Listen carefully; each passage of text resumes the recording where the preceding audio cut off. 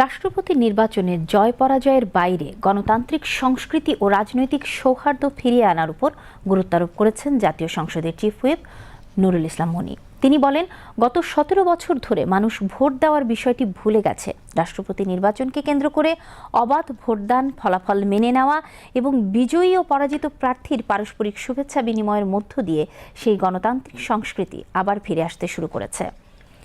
রাষ্ট্রপতি নির্বাচনের ফলাফল ঘোষণা উপলক্ষে আজ জাতীয় সংসদের মিডিয়া সেন্টারে সাংবাদিকদের ব্রিফকালে তিনি একথা বলেন।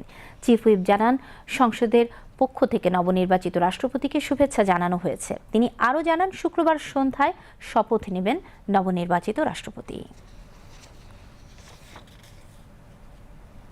মানুষ গত ১৭ বছর ধরে ভোট দেওয়াকে ভুলে গেছে এবং ভোট দিতে হয়, দিয়ে যে গণতন্ত্র প্রতিষ্ঠা করতে হয় সেই ধারণাটাও মানুষ থেকে হারিয়ে গেছে।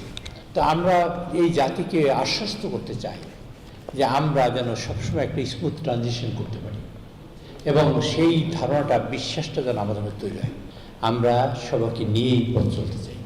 আপনারা নিশ্চয়ই দেখেছেন, জাতি দেখেছে, সরকারের আমাদের সংসদ নেতা, মাননীয় প্রধানমন্ত্রী, বিরোধী দলের নেতা, তারা কিন্তু ভোটদানের পরে একে অপরকে কংগ্রেচুলেট করেছেন এবং একে অপরকে শুভেচ্ছা বিনিময় করেছেন।